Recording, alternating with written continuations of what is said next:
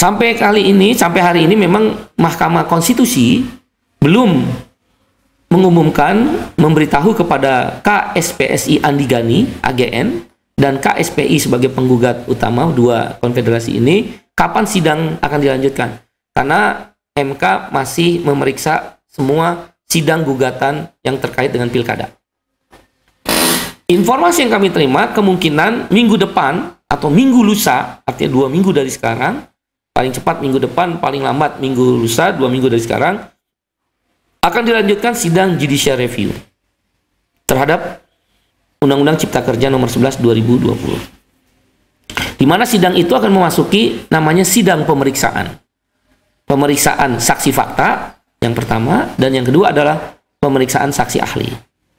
KSPI sudah siap dengan saksi fakta, yaitu para pekerja outsourcing, saksi faktanya, pekerja karyawan kontrak, saksi faktanya, pekerja yang dibayar upahnya seenaknya oleh pengusaha, ada saksi faktanya. Upah murah, ada saksi faktanya. Saksi ahli, pada teman-teman media kami sampaikan, kami kecewa sekali dengan pakar-pakar, profesor-profesor, doktor-doktor yang ada di Indonesia ini. Banyak yang menolak Omnibus Law, banyak yang mempersoalkan Omnibus Law, tapi ketika diminta untuk menjadi saksi ahli, semua tiarap, tidak ada yang bersedia. Guru-guru besar banyak yang tidak bersedia. Ada beberapa profesor yang bersedia, tapi secara internal kami melihat figur yang kami minta itu, yang tidak bersedia itu lebih layak. Tapi banyak yang tidak bersedia. Akhirnya KSPSI AGN dan KSPI di bawah tim pembela hukum yang dikoordinir oleh Dr. Hotma Sitompul, kami mencari saksi ahli dari luar negeri. Bayangkan coba. Persoalan yang melibatkan rakyat luas, termasuk buruh, terpaksa kami mencari saksi ahli dari luar negeri. Yaitu sudah disepakati satu orang ahli hukum internasional namanya Jeff Fogg. FIFA itu Jeff Fogg. Itu adalah ahli hukum internasional. Dia salah satu ketua Ikatan Lawyers Internasional. Ya. Yang kedua adalah salah satu expert ahli dari ILO, International Labour Organization, yang berkantor di Jenewa. Dua orang ini sudah bersedia dan sudah membuat makalahnya. Ya, mudah-mudahan hakim Mahkamah Konstitusi tidak menolak dua saksi ahli kami dari internasional. Karena sidang minggu depan, yang diperkirakan minggu depan atau minggu lusa, 2 minggu dari sekarang, akan memeriksa saksi fakta dan saksi ahli. Kami kecewa sekali dengan para guru besar, profesor-profesor doktor, yang seharusnya memahami dan mengerti tentang Omnibus Law ini berdampak negatif bagi rakyat kecil dan juga kaum buruh, tapi ternyata mereka tidak bersedia. Tentang biaya kami iuran. Kami urunan, insya Allah, ya memang tidak bisa besar kami bayar, tapi layaklah. Kami siapkan itu, urunan. Silakan periksa ke kawan-kawan buruh di pabrik-pabrik. Kami urunan biaya-biaya itu untuk membiayai saksi ahli. Tentu kan keahliannya harus dihormati, dihargai. Walaupun mereka tidak meminta tarif, tidak ada yang meminta tarif, tidak ada. Tapi kita harus menghormati. Tapi itu pun akhirnya kami harus membiayai saksi ahli dari luar negeri. Tapi International Trade Union Confederation, ITUC, Konfederasi Serikat Buruh Dunia, yang menjadi kami anggota di ITUC, itu juga membantu. Ya, membantu untuk menghadirkan saksi ahli. Nah, dengan demikian, pada saat sidang di MK akan ada aksi. Tentu aksi ini mengikuti protokol kesehatan yang ketat, yaitu aksi di lapangan, di depan Mahkamah Konstitusi, di rapid test, memakai masker, kemudian juga menjaga jarak, dan jumlahnya tidak boleh besar. Secara bersamaan, seperti biasanya teman-teman media sudah tahu, pada saat aksi lapangan serempak di 20 provinsi. Dan kami sepakati di tiap-tiap pabrik sedang dikonsolidasikan. Di tiap-tiap pabrik dengan protokol kesehatan yang ketat, nanti di depan pabrik, mungkin beberapa orang setiap satu pabrik, mungkin 10, 20, 30, ya tentu physical distancing, rapid test, akan membentangkan spanduk, dan itu akan disorot. Kami punya anggota hampir 4.000 pabrik di seluruh Indonesia di 30 provinsi.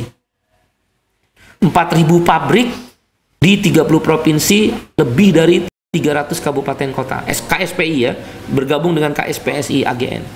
Jadi depan pabrik kita akan aksi nanti, menyampaikan suara untuk meminta Hakim Mahkamah Konstitusi mencabut daripada Undang-Undang Cipta Kerja nomor 11 2020, khususnya klaster ketenagakerjaan yang kita gugat secara material. Ya, jadi nanti aksi itu yang langsung di depan Mahkamah Konstitusi memakai standar protokol COVID-19, arahan Satgas COVID-19 dan aparat keamanan akan kita ikuti. Di pabrik-pabrik sekarang kita instruksikan. Ya, karena mereka udah mulai resah. Bayangkan teman-teman media, sekarang banyak perusahaan di Bekasi misal, ada 3 perusahaan yang tiba-tiba mempilotkan perusahaannya. Kan bisa nyuruh aja kreditur lah, katakan cateringnya aja, nggak usah susah-susah. Si catering suruh nggak mampu dibayar oleh perusahaan tersebut, kemudian pilot. Apa yang terjadi? Dia bayar cuma 0,5 kali upah pesangon. 0,5. Padahal di undang-undangnya jelas. Itulah gara-gara ada PP nomor 35 itu tahun 2021 ya, PP nomor 35 2021. Sekarang banyak perusahaan trennya pilot, dia bubar, kemudian dibikin perusahaan baru lagi. Nah, ketika dia bikin perusahaan baru karena Omnibus Law dan PP turunannya itu boleh karyawan kontrak sepanjang hayat, karyawan outsourcing tidak ada lagi jenis pekerjaan yang dibatasi dan juga tidak membedakan karyawan jenis pekerjaan kegiatan pokok dan kegiatan penunjang, dia akan rekrut outsourcing sebanyak-banyak. Cara supaya dia nggak rugi apa? Pilot.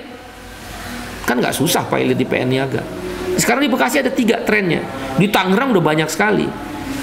Nah, cara lain yang dipakai adalah karyawan tetap yang bermasa kerja di atas 15 tahun dikasih paket dengan pesangon yang rendah sekali sesuai Omnibus Law. Setelah dikasih paket, dipanggil lagi, tapi status hubungan kerja udah outsourcing. Dan karyawan kontrak, outsourcing seumur hidup. Karyawan kontrak memang di PP-nya dibatasi 5 tahun, tapi kan periodenya berulang-ulang. 25 kali juga boleh dikontrak terus selama 5 tahun. Nah, hal-hal ini sudah terjadi. Pesangon dibayar murah 0,5 kali, kemudian outsourcing seumur hidup, karyawan kontrak tanpa periode kontrak, tidak ada harapan menjadi karyawan tetap, upah murah karena UMSK dihapus. Ini sudah terjadi. Di beberapa perusahaan nggak mau lagi bayar UMSK. Nah, dengan demikian perlawanan kami KSPI dan Buruh Indonesia termasuk KSPSI AGN akan all out aksi secara lapangan melibatkan semua buruh di pabrik-pabriknya. Nah, secara virtual kemudian disiarkan dengan menerapkan protokol COVID-19.